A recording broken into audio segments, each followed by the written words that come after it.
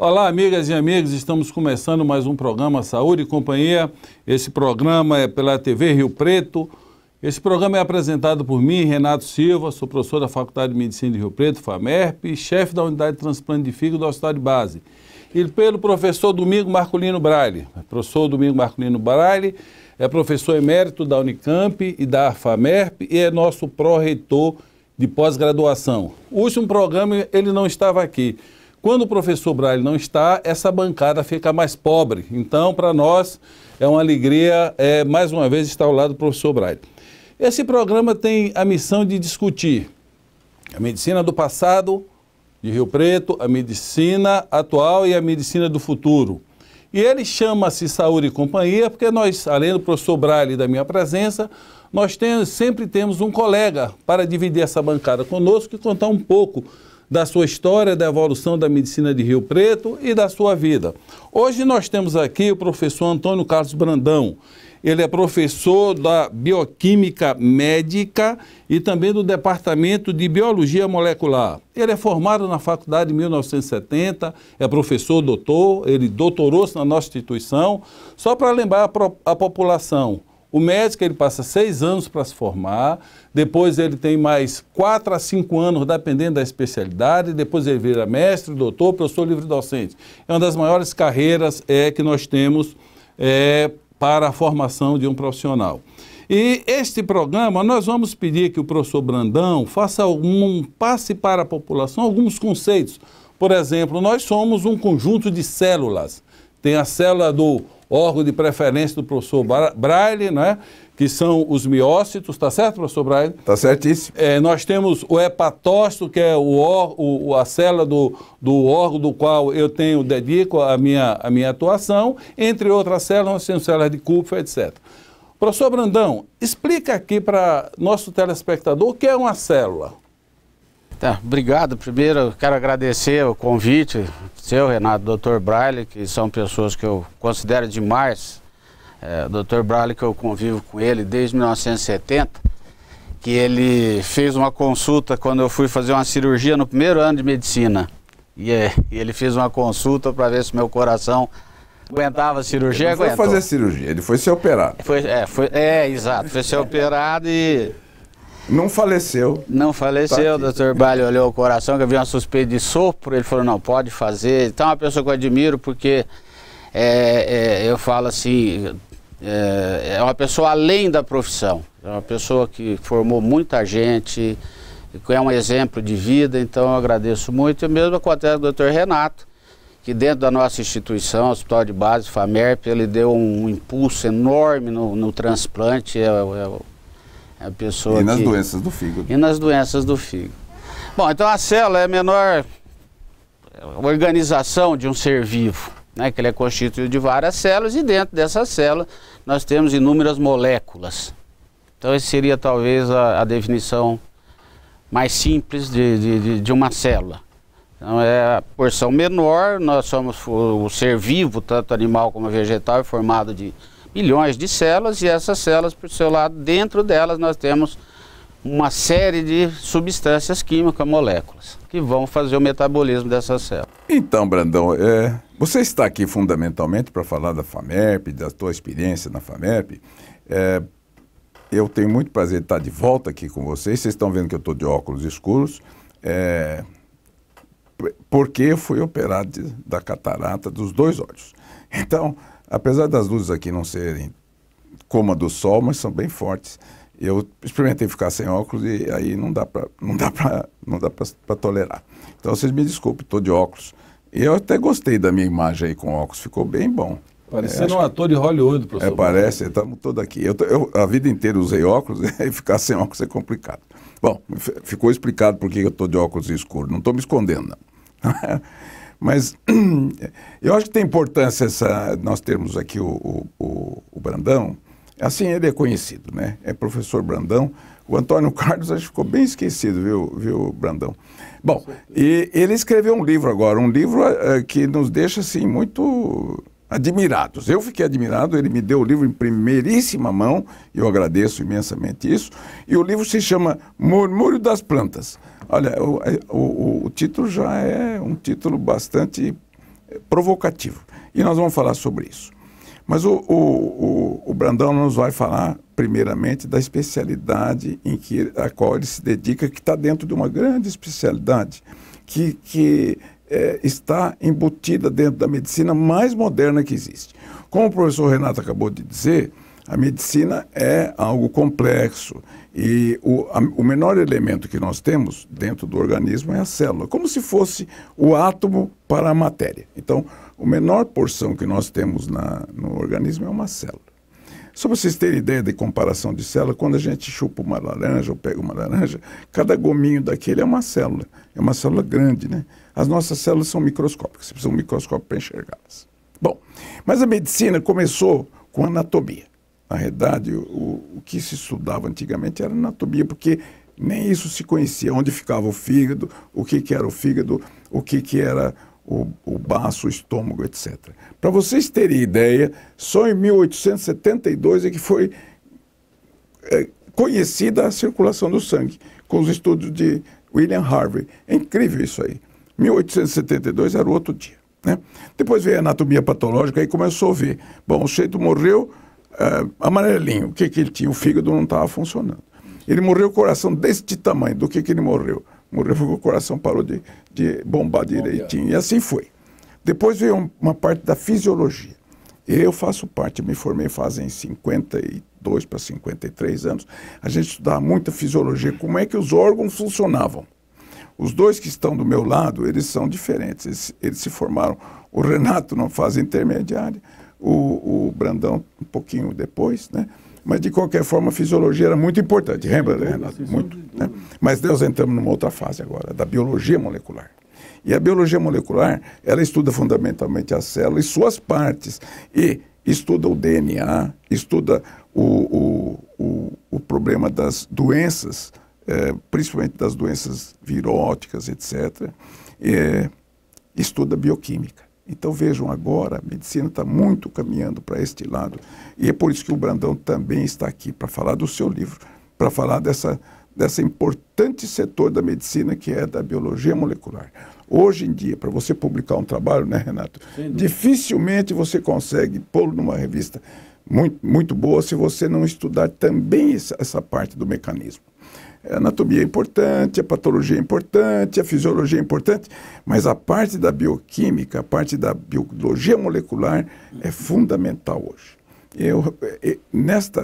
Neste campo está o doutor Brandão, o professor Brandão, como nós temos um grande grupo na Faculdade de Medicina de Rio Preto, um grupo pioneiro nesse sentido. Forte. Né? Muito forte. A gente vai chamar outros aqui. A doutora Eni já esteve. Nós queremos que a professora Doroteia venha, né, porque ela sabe bastante dessa parte.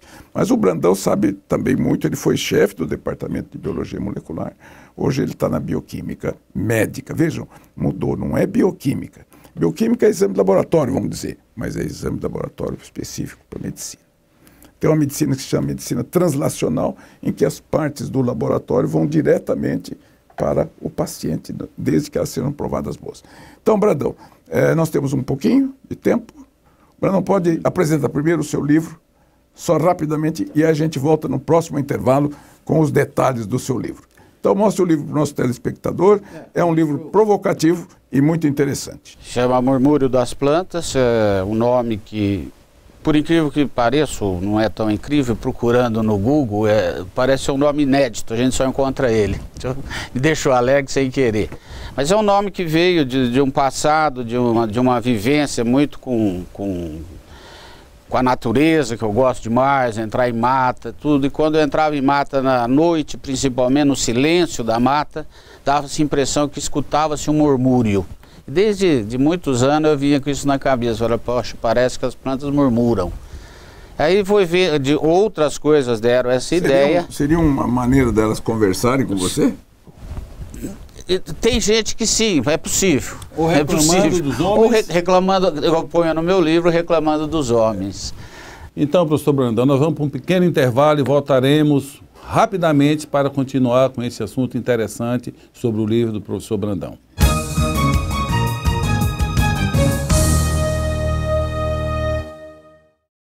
A TV da cidade mudou. Agora é TV Rio Preto, canal 7 da NET. Viajar, divertir, correr, reencontrar, ousar.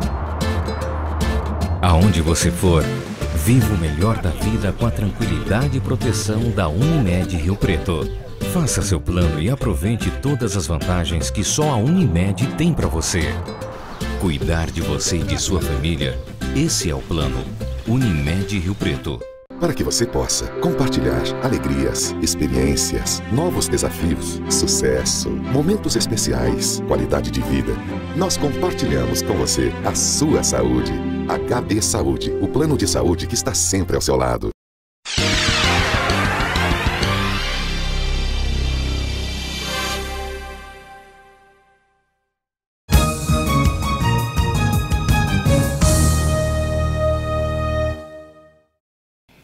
Olá, amigos e amigas, estamos voltando com o programa Saúde e Companhia. Esse programa é que hoje nós estamos com a felicidade, o professor Braille voltou recuperado, com esse óculos aí que dá um charme especial, e o professor Brandão. O professor Brandão, ele no bloco anterior, ele falando que ele se inspirou, ainda não li o livro, ele se inspirou no livro nas suas andadas à noite, por exemplo, em contato com a natureza, e sentiu um murmúrio.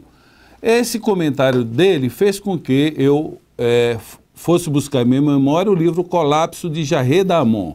Esse livro é fundamental, que ele estudou todas as civilizações que desapareceram. E ele chegou à conclusão que essas civilizações desapareceram quando desapareceu a natureza. E um exemplo disto é a Ilha de Páscoa, onde ele relata que assim que desapareceu a última árvore, desapareceu essa civilização. E outra coisa interessante que ele retrata no livro é que alguns governantes fizeram com que os seus países foram países muito arborizados. O Japão é um deles. E aqui nós temos a terra do chapéu do Panamá. O Panamá, aquele ditador do Panamá, que eu não lembro o nome, que foi preso, etc., ele era fascinado pela natureza, e o Panamá é um dos países mais arborizados do mundo. Então, professor Brandão, a inspiração para esse livro, esse murmúrio, é sofrimento? O que é que essas plantas falam na sua, que te inspirou a escrever esse livro? É sofrimento. Perdão, na realidade, Dr. Braille. não, só interferindo, é assim, eu li o livro, então eu vou dar a impressão agora do leitor, né? O livro, na realidade, ele trata das plantas, mas ele trata de uma civilização. Eu diagnostiquei o livro como realidade fantástica. Perguntei para o professor Brandão se ele concordava com essa ideia, e ele falou, bom, eu não tinha pensado, mas é uma realidade fantástica. É uma civilização utópica, e o professor Renato pôs muito bem, né? Como que surgiu a ideia de um indivíduo que mexe com coisas absolutamente certas? Professor Brandão, 2 mais 2 tem que ser 4. E no livro dele, 2 mais 2 não são 4. É uma realidade fantástica. Eu acho esse nome muito expressivo para o seu livro, Brandão. Eu quero saber se você concorda e, respondendo então a pergunta muito bem feita do professor Renato, como é que surgiu a ideia? Você já deu um pouco, mas como é que foi a sequência de você chegar numa civilização que nós gostaríamos de ter, né? Então, vamos nessa aí, vamos ouvir o professor Brandão, que tem muito para informar. Tá, ok. Não, foi ótima a colocação do professor Renato, do Dr. Braille, concordo. Eu ficava pensando, muitas vezes eu pensei se o meu livro era uma utopia, uma distopia, ou ele...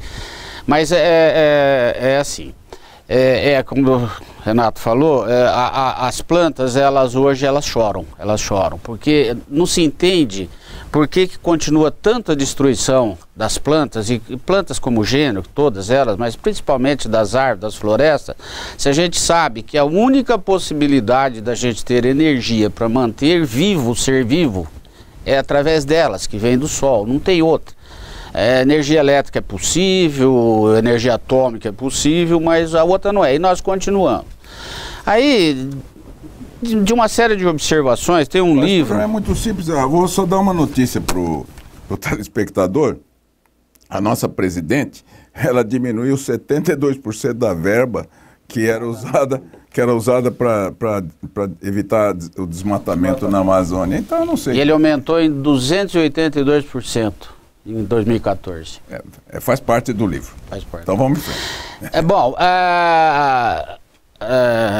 Toynbee, um escritor inglês, editou um livro que chama A Humanidade e a Mãe Terra. E ele, antes dele entrar no livro, ele fala sobre a biosfera, que é o lugar onde nós vivemos.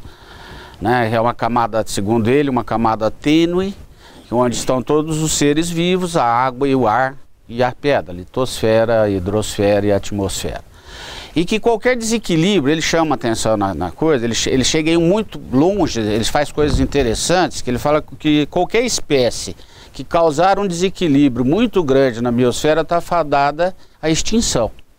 E ele coloca coisas muito, às vezes até, ele diz assim, olha, se o homem não tivesse entrado na era dos metais, a humanidade hoje seria mais feliz. Um pouco exagerado, talvez, mas porque a era dos metais é que permitiu à humanidade a grande evolução. Evolução não no sentido de sair para uma coisa boa, mas a sequência de tudo que foi acontecendo durante todos esses anos. Né? Fez o avião, mas fez a metralhadora também. Fez a metralhadora, fez a bomba atômica, fez o canhão, fez a bomba atômica, tudo. E ele diz ainda assim, que o homem é o único ser da biosfera que vive em dois mundos. Eu achei muito interessante. Um mundo visível, que é a biosfera, e um mundo invisível, que é o lado de lá. E que o homem se perde entre esses dois mundos, porque ele não sabe qual cuidar melhor. Se é o mundo que ele está vivendo ou o mundo que ele vai viver, e que é o mundo imaginário, e que não é possível de verificação, né? Só antes de você continuar, Brandão, uma coisa interessante. Essa tal da biosfera tem a Terra, né? E depois você tem a atmosfera. Tem a hidrosfera, que talvez nesse programa ou num próximo a gente possa discutir um pouco. Que a água, está todo mundo discutindo a água. O dia que a água sair da nossa biosfera, nós estamos perdidos. Ela está aqui. Não sei onde que ela está direitinho, mas que está aqui, está. Por sinal, a Terra não devia chamar Terra, devia chamar água, porque 2/3 são de água, do mar. Né, principalmente, e de água potável é 1% só. Mas o que eu queria dizer para vocês é que essa biosfera como o Brandão falou, ela é pouco, não é muito. 50 quilômetros de altura só, nada mais, 50, 60 quilômetros. Só para vocês saberem, a estação espacial que está, já fora da biosfera, ela está a 350 quilômetros, 320, 350 quilômetros de altura apenas, e está em plena região galáctica. Exatamente. Só para saber. Isso. E esse termo biosfera foi criado por Eduardo Suez, um geólogo, em 1875. Se bem que no livro de Toynbee ele coloca como sendo criado por Teilhard de Chardin, que era um padre jesuíta, que criou o conceito de noosfera, esfera do pensamento humano, e também o conceito de biosfera. Bom, aí tá. Então ele vai fazer uma série de discussões sobre a biosfera e mostrando que o ser humano é o único capaz de destruir a biosfera. E ele fala no final que a humanidade vai ter que fazer uma opção entre ser extinta ou mudar seus conceitos fundamentais. Mostrando aquilo que o Renato falou. Bom, Renato. Então, exatamente. Para que isso aconteça, então eu comecei a pensar, por que isso? Então uma série de paradigmas teriam que ser rompidos para isso. Primeiro, a evolução ser uma evolução controlada, quer dizer, não uma evolução a qualquer preço, a qualquer custo. Mas tem o mundo de cá, que é a ciência, o mundo físico, o mundo verificável, que a ciência palpa, vê, controla, pesa. Mas tem o mundo não verificável, que é muito importante na evolução humana. Se esse mundo, que é a religião, não entrar nessa disputa junto com a ciência, eu acho que não vai ser conseguido nada. Porque ela se discute muito o lado, a vida, o mundo não visível do homem, mas ele tem que cuidar do mundo visível, né? E ela é muito forte, porque ela praticamente definiu o modelo evolutivo nosso. Coisa interessante, o Brandão, a nova definição de saúde, né? Pela Organização Mundial de Saúde: perfeito bem-estar físico, psíquico, social e espiritual. Isso foi a partir de 58 e eu aprendi isso recentemente, por isso que eu queria passar para você, telespectador. Isso que o professor Brandão acabou de dizer é muito importante para nós. Existe toda uma coisa que a gente não vê e que depende da fé. E eu acho que isso é tão importante quanto a gravidade terrestre, como já tinha nos sido dito pelo cientista do século passado, que ganhou o prêmio Nobel, o Alexis Carrel, que a espiritualidade é tão importante quanto a gravidade terrestre. Professor Braille, eu acho que nós precisamos fazer um programa também para discutir a espiritualidade na saúde. É fundamental, já existe trabalhos científicos tentando mostrar peso da alma. Então existe um campo muito importante. Todos nós sabemos que a música influencia muito positivamente e a fé também. Nós vamos a um pequeno intervalo e voltaremos imediatamente.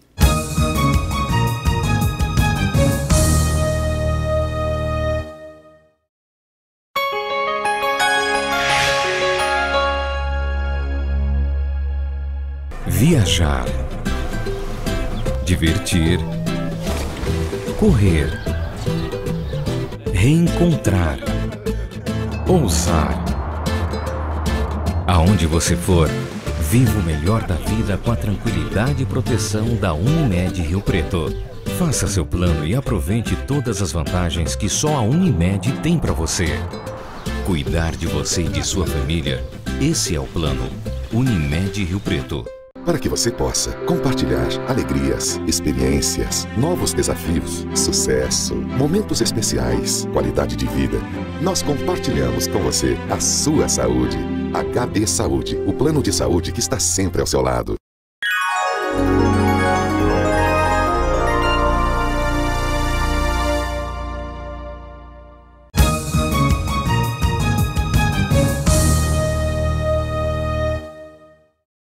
Olá, amigas e amigos, estamos voltando com o programa Saúde e Companhia, aqui na presença do professor Brandão.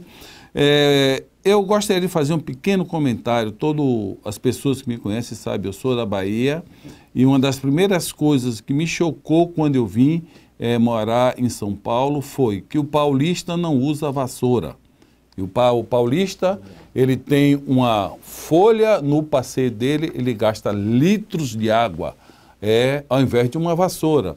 E eu previa, eu intuía que nós íamos ter esse problema em São Paulo, e esse comentário é bem adequado pelo livro do professor Brandão, que a água é vital, sem água nós não vamos viver, e hoje nós temos que nos educarmos a usar esse bem riquíssimo e vital para nós com maior parcimônia. Professor Brandão, dentro dessa intuição sua de vida, de árvore, você, nesse livro, eu não li, o professor Braille fez um comentário aqui, parece que você idealiza uma cidade ideal, uma cidade perfeita. Isso. É uma civilização que seria ideal, onde vários paradigmas da evolução humana, eles são quebrados por alguma coisa que existe nesse lugar. Utopias, livros sobre utopias, existiram vários. A meu ver, todas as utopias tentaram consertar o comportamento humano dentro dos conceitos que nós temos, né? E isso mostrou que... Então, eu imagino que são paradigmas muito profundos que vêm da religião, principalmente, da coisa que devem ser quebrados. Então, esse livro ele começa... Porque na história da civilização ocidental, ela inicia, em todos os livros, ela inicia com os sumérios na bacia do rio Eufrates. Mas existe posteriormente, alguma coisa que se mistura com mitologia, que é a Guerra de Troia, que hoje está tão na moda, né? Então, da Guerra de Troia são 3 romances clássicos, ou 3 poemas clássicos, que é do Homero, que é a Ilíada e a Odisseia, e depois tem a do Virgílio, que é a Eneida. A Eneida do Virgílio viveu na era do imperador Augusto, que era o Otávio Augusto, que foi um imperador, né? E muitos escritores, eles acham que foi um poema encomendado, porque na Eneida ele fala que o Enéas, um dos sobreviventes da Guerra de Troia, cuja Mãe era Afrodite, que era a Vênus romana, na mitologia grega, a deusa Afrodite, a deusa Vênus, porque Júlio César falava que ele era descendente de Vênus. Então ele faz esse poema achando uma origem divina para o imperador Augusto. E aquilo é mitologia, não é assim que mas Roma teve uma grande importância porque ela levou principalmente o helenismo e todo o critério da civilização ocidental com as conquistas. E nisso daí existe umas coisas muito interessantes. Existe um chamado período axial, em que apareceram os grandes que definiram todo o comportamento desse mundo não visível, não verificado do homem. Apareceram num período entre 700 a 300 a.C., apareceu Confúcio, apareceu Buda, apareceu Pitágoras, apareceu Zoroastro, né? E o Platão, que apareceu tudo. Platão, apareceu tudo, né? Platão, apareceu Lao Tzu, que faz o taoísmo, né?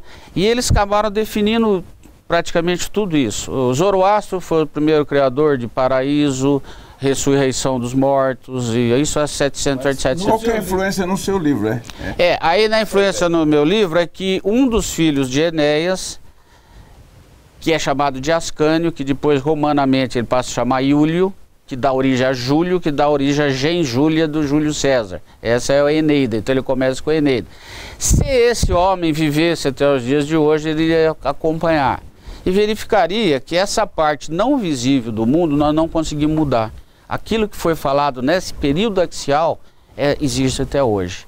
Nós mudamos toda a parte material do mundo, da litosfera, da hidrosfera ou da biosfera, criando, mudando metais, Como é que você construindo. trouxe essa inspiração da mitologia para o teu livro? Olha, não sei, Renato, falar a verdade, de leituras, aquilo foi concatenando, não houve uma intenção, houve uma intenção de mostrar que disso que foi criado, que a helenização, o conceito de alma, moral, ética, céu, inferno, tudo isso já foi criado nesse período axial e que a humanidade evoluiu mudando tecnologicamente, mas nesse lado nada é feito. Antes de terminar esse programa, eu quero agradecer à Unimed Rio Preto, ao HB Saúde e ao Norp, que sustentam o nosso programa. Hoje nós estamos gravando pela primeira vez com câmeras digitais. É um grande progresso para a nossa TV. Não deixem de sintonizar o canal 7, não deixem de mandar perguntas para nós através do atendimento @tvriopreto.tv. Estamos às ordens para mudar o nosso programa, responder suas perguntas, trazer o professor Brandão mais vezes aqui. Sem dúvida. Professor Braille, dizem que o homem precisa escrever um livro, ter um filho, plantar uma árvore. Então o professor Brandão fechou esse ciclo. Então que Deus dê muita paz e saúde para que a gente chegue nessa comunidade idealizada por todos nós, solidariedade entre os humanos e entre todos os seres vivos. Até a próxima semana, paz e saúde. Um grande abraço para vocês todos.